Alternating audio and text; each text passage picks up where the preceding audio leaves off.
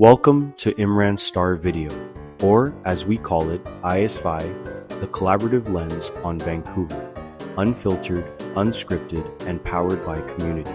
We're not just the voice behind the mic, we're a collective of creators, thinkers, storytellers, and city lovers coming together to spotlight the people, places, and energy that make Vancouver what it is.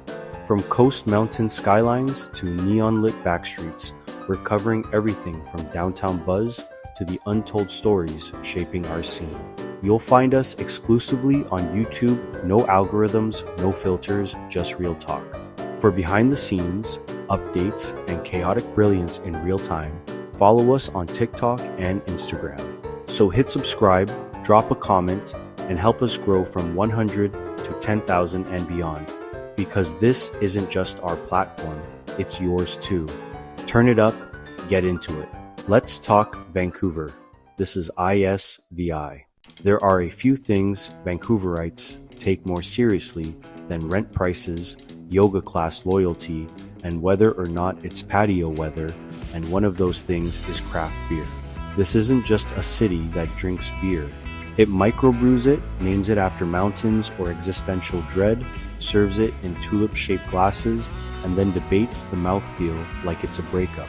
Welcome to Vancouver, where every second neighborhood has at least 2 breweries and a third one on the way. Where every person you match with on Hinge has a favorite IPA and a strong opinion about whether hazies have gone too far. It's a city where asking for a Bud Light gets you looked at the same way you'd look at someone who admits they microwave fish in shared office spaces. Craft beer here isn't just a drink, it's a personality, a community, and occasionally a full-time hobby that involves brewery hopping on bikes, buying cans with designs that look like indie album covers, and saying things like, "This saison has a peppery finish," without flinching. How did we get here? Blame the West Coast lifestyle. Blame the lumberjack aesthetic. Blame the fact that everyone here is one beard and flannel away from starting their own homebrew empire. But mostly blame the perfect storm of creativity, local ingredients, and a city that's too chill to have fun without being niche about it. What started as a slow rebellion against bland, mass-produced beer has morphed into a hop-fueled empire where you can drink everything from blackberry sour to matcha-infused saison, while seated on a reclaimed wood bench inside a converted warehouse lit exclusively by Edison bulbs. And let's not forget the culture around it. Tasting flights are a first date ritual. Brewery dogs are treated better than most employees. The line between bartender and fermentation guru is blurry at best. And if you've never stood in a 45-minute line at Superflux just to get a single 4-pack of something called Obnoxiously Hoppy Volume 3, are you even local? So yeah, Vancouver's craft beer scene isn't just thriving, it's main character energy in liquid form. Whether you're a seasoned hophead, a sour curious newbie, or just here for the aesthetic of holding a pint next to a mossy brick wall, this city has something on tap for you. Before Vancouver became the craft beer flex machine it is today, with tasting flights, taproom selfies, and beers named things like Emotional Support IPA and Hazy Bois Unite, the local beer scene was, well, basic. Like khakis and unseasoned chicken basic. Back in the dark ages, aka pre-2000s, the beer landscape in Vancouver was dominated by Molson, Labatt, and a whole lot of cold but not much else. You drank lager because it was there. Your choices were beer or beer, but with a blue label.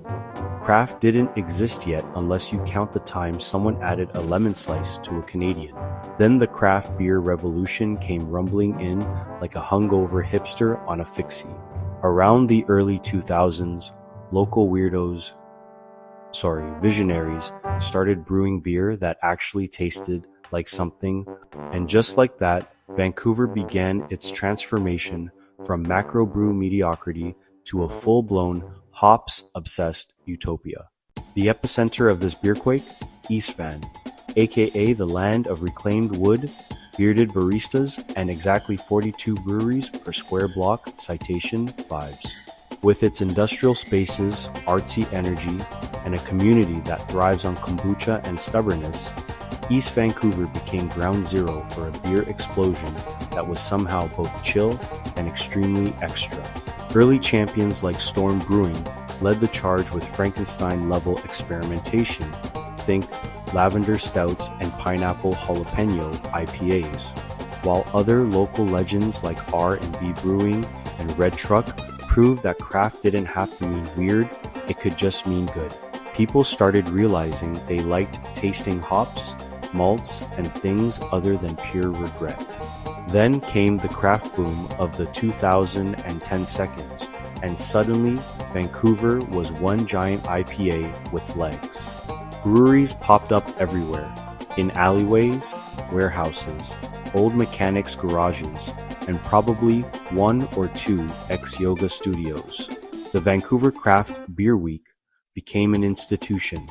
People who once laughed at beer flights now Instagram them with the reverence of a wedding toast.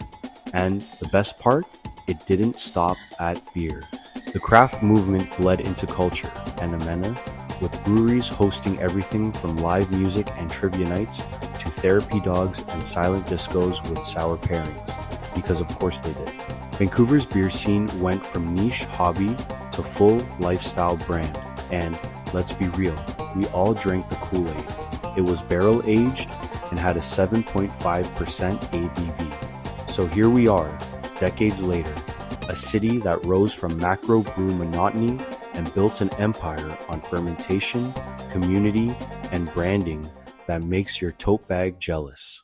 Before every alleyway in East Van became a potential taproom, and every roommate named Kyle started homebrewing in your shared kitchen, a few trailblazing breweries put Vancouver on the national beer map, dead, and they did it with hops, hustle, and the kind of aesthetic that screams beard oil and community-supported agriculture. These are the craft beer founding fathers, HEIM, the icons, the legends, the ones who walked so your pretentious hazy IPA could fly. Let's start with Brass Neck Brewery, aka the cool older cousin of Vancouver's brewery scene. Tucked discreetly on Main Street, Brass Neck is low-key legendary. No massive marketing stunts, no flashy can designs, monarchy, just small batch brilliance, seasonal beers that slap, an interior so cozy and wooden it feels like a forest elf opened a tap room. The beers rotate constantly, which means you're either blessed with your favorite saison or in mourning because it's gone and never coming back. Either way, the emotional roller coaster is worth it. Next up is 33 Acres Brewing, the poster child of minimalist Vancouver cool. Everything here is curated, from the clean black and white labels to the artisanal oat milk flat whites they serve alongside their beer. Yes, it's also a coffee shop because Vancouver. Their 33 acres of ocean pale ale is basically coastal chill in liquid form, and their branding is so aesthetic it makes you question your entire personal style. It's not just a brewery, it's a lifestyle, and probably a Pinterest board. Then we've got Main Street Brewing holding it down in a restored heritage building that's seen more pints than therapy sessions. Equal parts nostalgic and experimental, Main Street feels like your favorite pair of vintage Levi's, percents, reliable, local, and surprisingly versatile. They've been churning out approachable brews with the occasional bold twist, like that one friend who mostly listens to Fleetwood Mac but secretly knows all the words to Tyler, the Creator tracks. And then there's Parallel 49, the flamboyant extrovert of the scene. While the other breweries were quietly building empires, P49 showed up with neon labels, bold flavors, and beer names that sound like punk rock album titles. Filthy Dirty IPA, Trash Panda, Hillbilly Ninja, and yes, probably something jalapeno infused just for chaos. This is the brewery that threw